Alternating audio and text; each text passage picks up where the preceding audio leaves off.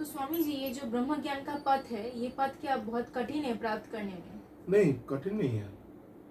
ये तो ये तो आपके ऊपर डिपेंड करता है। जैसे जो जो इंजीनियरिंग में जाता है, जो जो डॉक्टर होता है, या जो नासा के द्वारा जो स्पेस में जाता है, हमें जो जानता नहीं है उसके लिए वो बहुत बहुत कठिन है।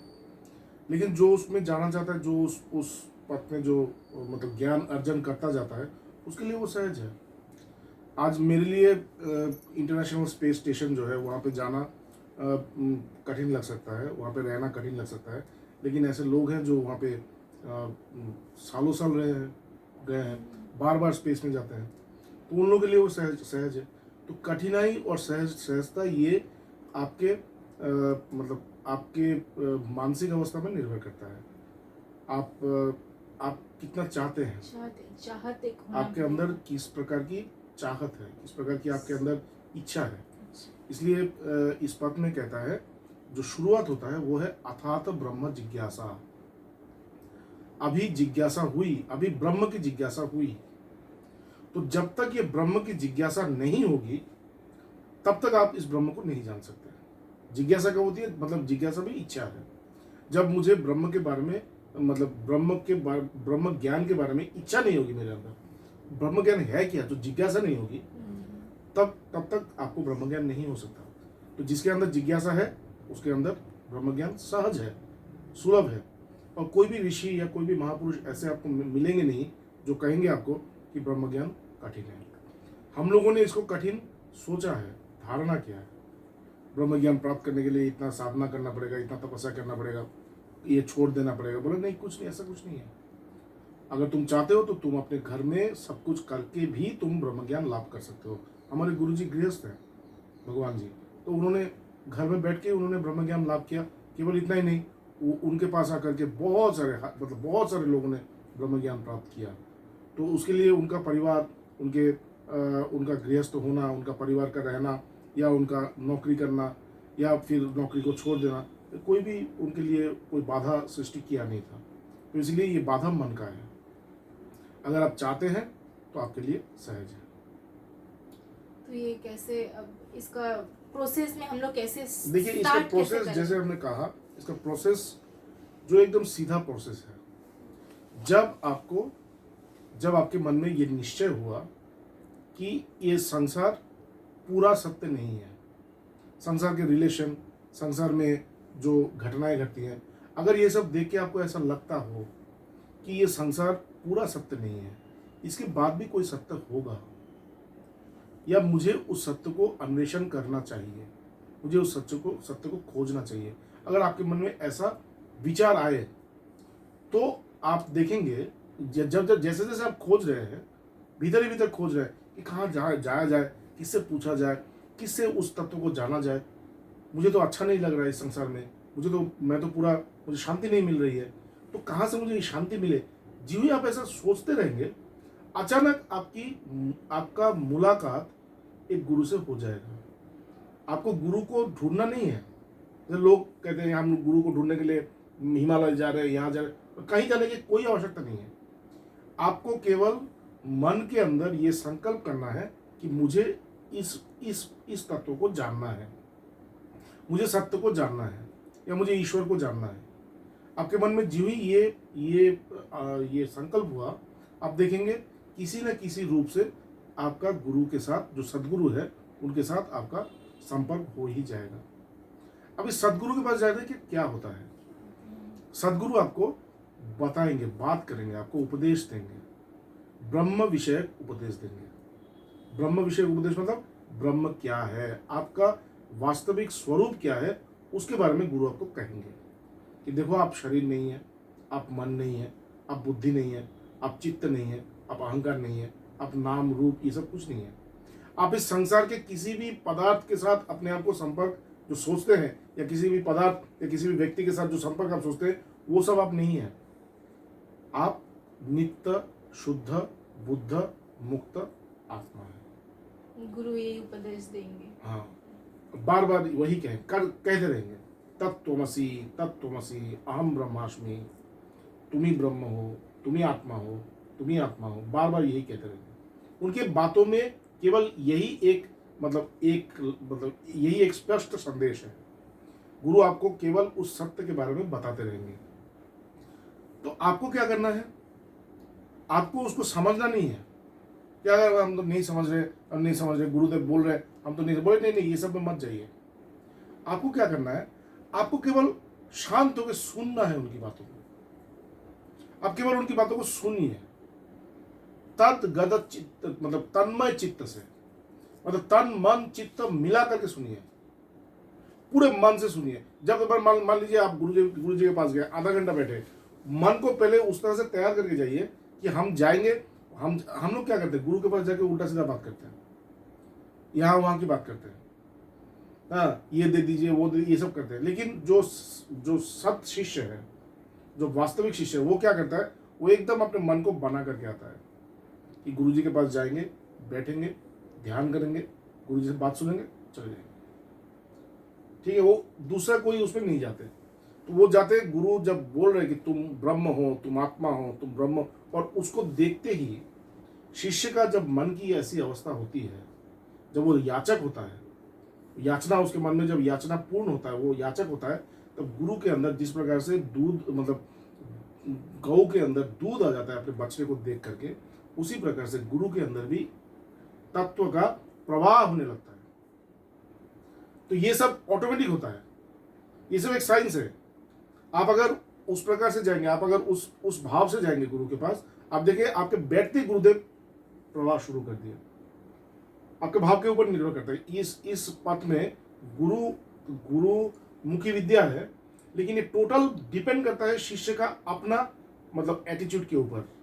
शिष्य किस तरह से अप्रोच कर रहा है गुरु को। सभी तो उसको प्राप्त नहीं कर सकते। क्यों नहीं प्राप्त कर सकते? अप्रोच में डिफरेंस है।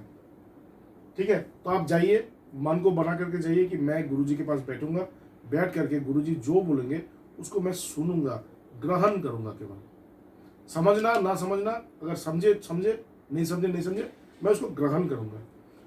पूरा इसको ग्रहण कीजिए, बात को अपने हृदय को पूरा खोलिए, गुरु की बातों को अंदर आने दीजिए, सुनिए।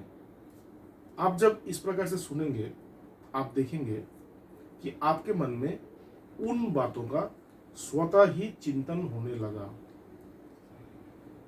आप चिंता नहीं कर रहे, आप चिंता नहीं कर रहे, वो मन अपने आप ही मनन करने लगा। मन ने जब इस प्रकार से सुना, तब मन क्या किया, मन अपने आप ही मनन करने लगा।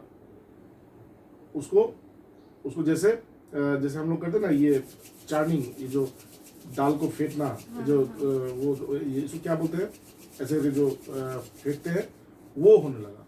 मन अपने आप को इस प्रकार से चार्निंग करने लगा।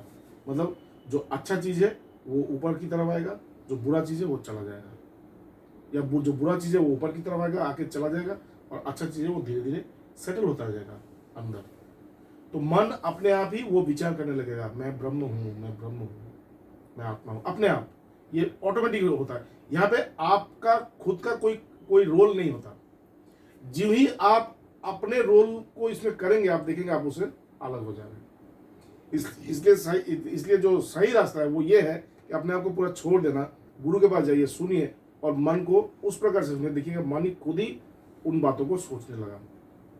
सोचते सोचते क्या होता है, सोचते सोचते मन धीरे धीरे शांत होने लगता है, शांत होने लगता है, मतलब शांत, और उस परमात्मा को एक हल्का सा धारणा करने लगता है।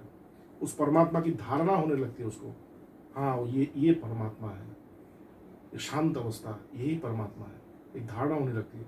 और वो मन उसी धारणा में धीरे धीरे स्थिर होता जाता है। जब मन उसी धारणा में स्थिर होता जाता है, उसे कहता है ध्यान, ध्यान अवस्था। और यही ध्यान को वेदांतिक टर्म में निधिध्यासन के रूप में बोला गया। निधिध्यासन मतलब मन एकदम पूर्ण रूप से उस धारणा में स्थित हो गया। ठीक है, और ये धारणा कैसे हुआ? गुरु के वाक्यों से हुआ, अपने आप हुआ। और जब निधिध्यासन हुआ, बोले इसके बाद मन एक और अवस्था होता है जहां पे मन अपना पूर्ण अस्तित्व उस परमात्मा में विलीन कर देता है, या उस परमात्मा का प्रकाश से मन की अस्तित्व, बुद्धि का अस्तित्व, अहंकार का अस्तित्व, शरीर बोध का अस्तित्व, संसार का अस्तित्व पूर्ण रूप से उस परमात्मा में लीन हो जाता है और केवल वही परमात्मा प्रकाशित रहते हैं। ये जो अवस्था है इसे कहता है ब्रह्म ज्ञान। आप पूर्ण रूप से अपने अंदर उस प्रकाश का अनुभव कर सकते हैं, उस प्रकाश का अनुभव कर सकते हैं। वही ब्रह्म ज्ञान है। उसी ब्रह्म ज्ञान को जब जब ऐसा हुआ, इसी अवस्था को समाधि या तुरीय अवस्था कहते हैं। जब ये तुरीय अवस्था हुआ, इसके बाद धीरे धीरे जब आप वापस आए, तब आप उसी संदेश को वापस लेके आए कि मैं कभी भी मन नहीं हूँ, मैं कभी भी बुद्धि नहीं हूँ, मैं कभी भी चित्त नहीं हूँ, मैं अहंकार नहीं हूँ, मैं शरीर नहीं हूँ, मैं संसार नहीं हूँ, मैं ये आत्मा हूँ, ये आत्मा हूँ। और इस आत्मा का दर्शन, इस आत्मा का बोध, इस आत्मा का मतलब अनुभूति, ये आत्मा का अनुभूति लेकर जब आप इस संसार में आएंगे, आप देखेंगे ये संसार पूरा पूरा बदल गया। आपका जो रियलिटी है, आपका जो वास्तविकता है, वो पूरा वास्तविकता बदल गया। आप देखेंगे हर चीज में वही आत्मा प्रकाशित है। इस संसार में कोई भी आपका पराया या कोई भी आपका अपना नहीं है। हर जगह पे आप स्वयं हैं। ईसावास्यम इदम सर्वम यत् किंचित जगत्ताम जगत। ईसा मतलब ईश्वर या ब्रह्म, वो निवास करता है कहाँ पे? यत् किंचित जगत्ताम जगत। इस संसार के सभी वस्तुओं में जो भी आपको दिखाई पड़ रहा है, हर वस्तु में वही ब्रह्म, वही आत्मा निवास कर रहा है। और कुछ नहीं है। जो आपके अंदर निवास कर रहा है, जिसको आपने जाना, वही आत्मा सब में निवास कर रहा है, सब में निवास कर रहा है। तो उसको आप जानेंगे, तभी आपके मन में ये जो दिव्य भाव है, दिव्य जो जो जो जो गुण है, वो गुण धीरे धीरे प्रकाशित होने लगेंगे।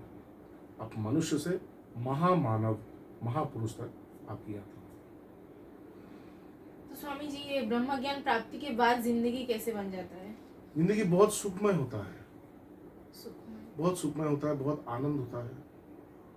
उसका जीवन परिपूर्णता हमेशा उसके मन में हमेशा एक परिपूर्णता रहता है। देखिए, ये जीवन कैसा है? ये जीवन जैसे आप गंगा जी में आप नाव लेकर के जा रहे हैं, या एक समुद्र में नाव लेके जा रहे हैं। तो समुद्र में जब आप नाव लेके जा रहे हैं, आप उस पार जाना है, तो उस समुद्र में मतलब तूफान आएगा। ये समुद्र का नियम है, वो तूफान खींच करके ले आएगा। तो जब आप नाव चला रहे हैं, तो तूफान आपको आना ही है। उसी प्रकार से जीवन जब आप जिएंगे, तब आपको यहाँ पे दुख कष्ट भोगना पड़ेगा, लेकिन दुख में आप दुखी नहीं होंगे, कष्ट आपको कष्ट नहीं देगा। मतलब प्राप्ति के बाद। हाँ, आप जब ब्रह्म ज्ञान को प्राप्त करेंगे, कर तो आपको दुख होगा, दुख आएगा, लेकिन आप दुखी नहीं होंगे।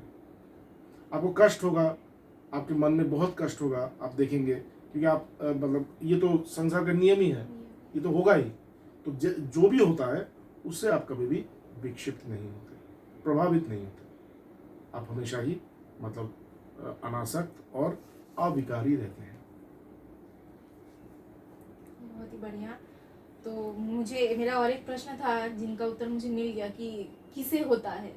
देखिए, जिसके भीतर वो मतलब चाहत होना पड़ेगा, जो आप मुमुक्षु, बताएं। हाँ। मतलब वेदांत में इसके बारे में कुछ और भी बताया गया कि बोले कि एक आदमी जिसका नित्य वस्तु विवेक ज्ञान है।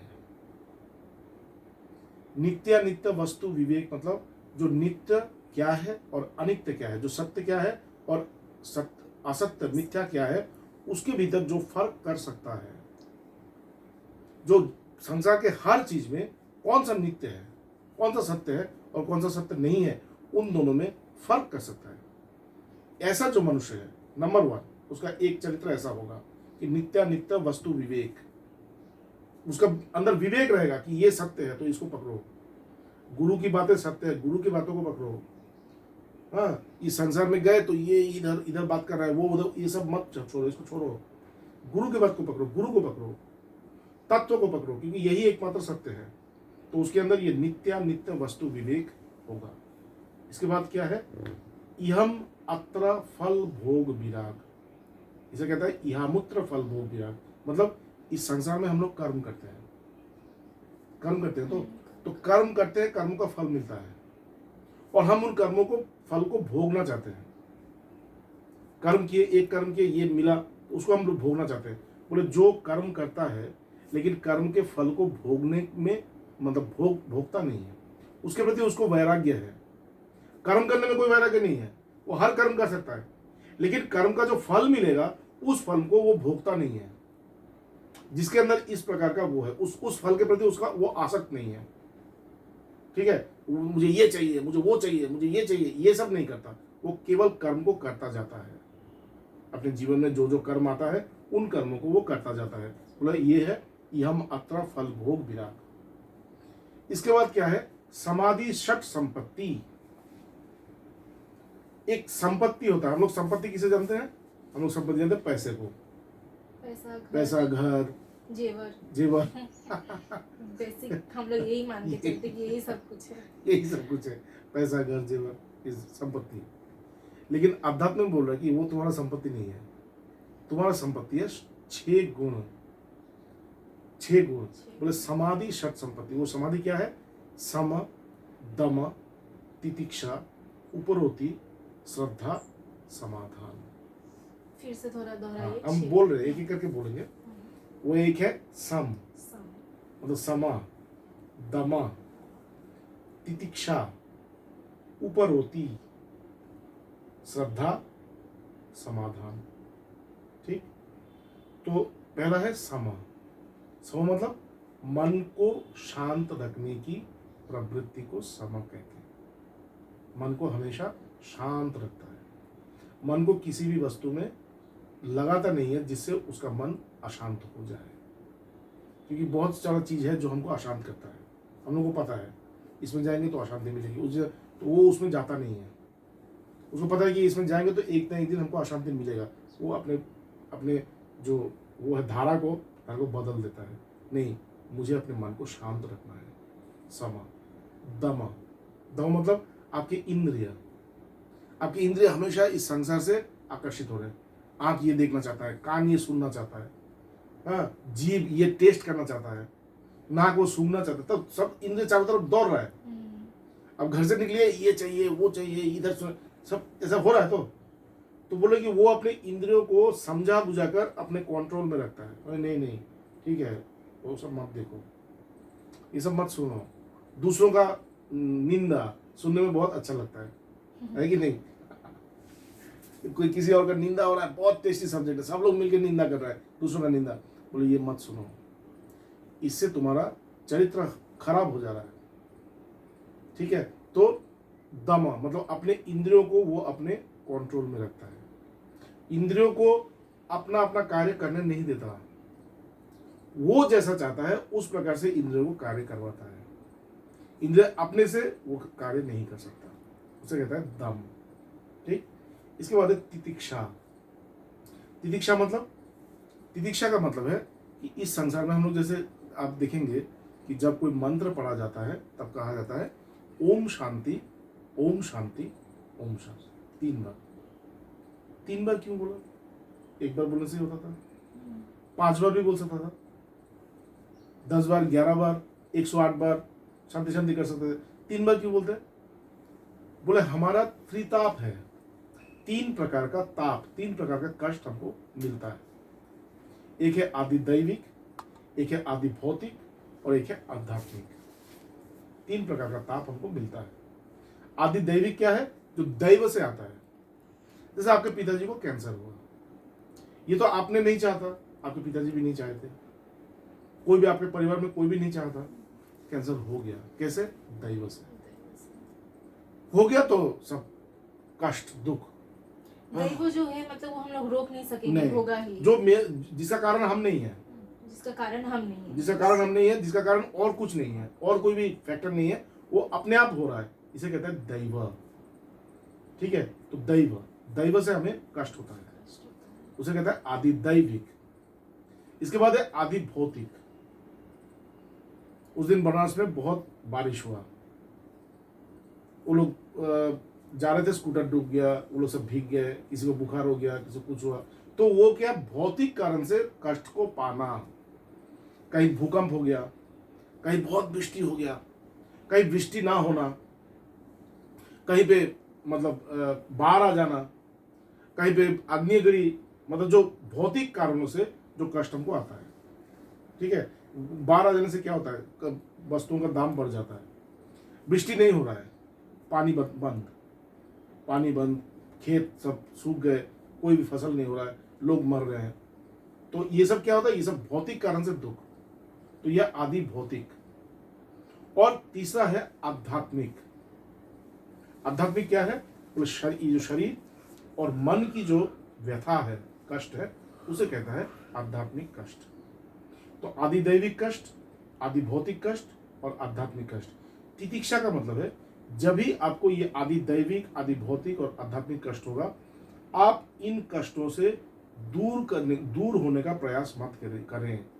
आप इनको सहन कीजिए, इन कष्टों से आप भागिए मत, आप इन कष्टों को सहिए। तो इसे कहता है तितिक्षा।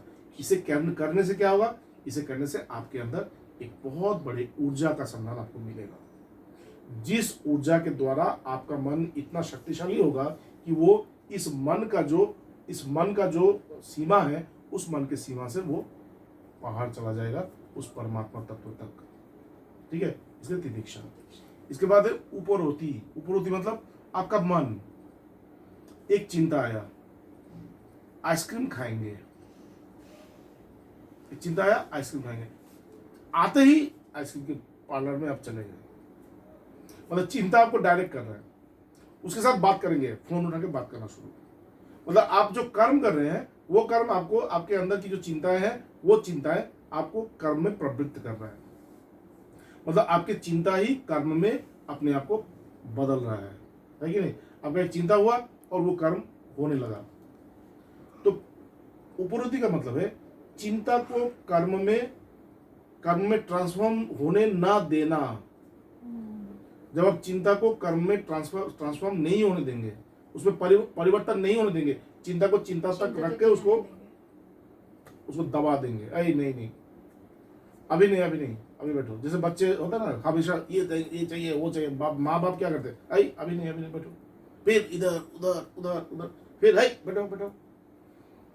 उस प्रकार से मन भी उस तरह से बच्चे की तरह होता है, जो भी देखेगा वही चाहेगा, ये हमेशा चंचल। लेकिन मन की चिंताओं को कर्म में परिवर्तन करने मत दीजिए। तो ये होता है उपरोति। इसके बाद श्रद्धा मतलब गुरु से जो बात सुन रहे हैं, उस बात में पूर्ण विश्वास। गुरु बोल रहा है जगत मिथ्या है तो जगत मिथ्या है, गुरु बोल रहा है जगत सत्य है तो जगत सत्य, ये ब्रह्म सत्य है तो ब्रह्म सत्य है। पूर्ण विश्वास, कुछ नहीं होगा।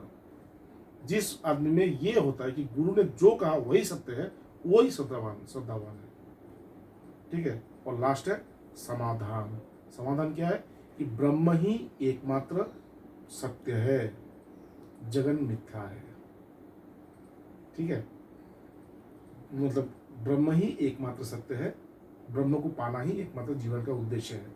सांसारिक वस्तु, सांसारिक मतलब सुख सुविधा, ये पाना जीवन का उद्देश्य नहीं है। ये जो संकल्प है, इसे कहता है समाधान। तो ये है आपका 6 संपत्ति। इससे संपत्ति, ये संपत्ति हुआ आपका समाधि, षट संपत्ति। और लास्ट है मुमुक्षुत्व, ईश्वर को, ब्रह्म को जानने की इच्छा, इस संसार के बंधन से परे जाने की इच्छा। हमेशा हम लोग बंधन बंधे हुए हैं, हमेशा हम लोग बंधे किसी न किसी रूप से, किसी की व्यक्ति से, किसी न किसी भाव से, किसी न किसी कारण से हम लोग हमेशा बंधे रहे। हम लोग जो करना चाहिए वो कर नहीं पाते। हमेशा हम लोग अपने में बंधन एक महसूस करते हैं कि नहीं, बंधन महसूस करते हैं। बोले इसी को बंधन कहते हैं। इस बंधन से मुक्त होने की इच्छा, मुझे मुक्ति चाहिए, मैं पूरे ब्रह्मांड में मैं फैल जाऊंगा, मुक्ति। तो ये मुक्ति की इच्छा, इसे कहता है मुमुक्षुत्व। बोले जिसके पास ये 4 है, वही जब गुरु से सुनता है, तभी गुरु का उपदेश उसके जीवन में फल देता है। और गुरु का उपदेश क्या फल देता है? ब्रह्म ज्ञान। ये जो आप 6 संपत्ति के बारे में बताए, इन्हें अगर हम लोग अपनी जिंदगी में अपना लेंगे तो जिंदगी पूरा खुश मिजाज वाला जिंदगी बन जाएगा। बहुत ही बढ़िया। तो वही स्वामी जी, एक बात जो फिर से मुझे दोहराना पड़ रहा है कि गुरु एक वाइटल रोल प्ले करेगा जी ब्रह्म ज्ञान के इस जी प्राप्ति माने गुरु एक वाइटल रोल नहीं, गुरु ही गुरु ही सब कुछ सब कुछ है। सब कुछ गुरु बिना ज्ञान नहीं है। गुरु बिना ज्ञान। यहाँ पे कहता है कि जिसको सदगुरु मिल गया उसको ब्रह्म ज्ञान हो गया। मतलब सदगुरु मिलने के बाद वो सदगुरु के पास गया, सदगुरु से सुना, ये सब नहीं, सदगुरु मिल गया मतलब ब्रह्म ज्ञान हो गया। और सदगुरु इतना, मतलब गुरु का इतना बड़ा हाथ रहता है हमारे जीवन में कि अगर आपको सदगुरु मिल गया आपका जीवन मुक्त हो गया। बहुत ही बढ़िया। हमारे दर्शक को भी बहुत ही खुशी होगी। खुशी क्या, खुशी के परे जो है वो प्राप्ति के बारे में स्वामी जी हम लोग को बताए। तो स्वामी जी बहुत बहुत धन्यवाद, आपको भी बहुत ही धन्यवाद। अच्छा लगा। तो हम लोग आज हमारे ये प्रश्न उत्तर का पर्व यही विराम देते हैं। फिर से हम लोग बहुत ही जल्द और एक नए प्रश्न को लेके आएंगे। यही हम लोग विराम देते हैं। जय भगवान। जय भगवान। प्रणाम।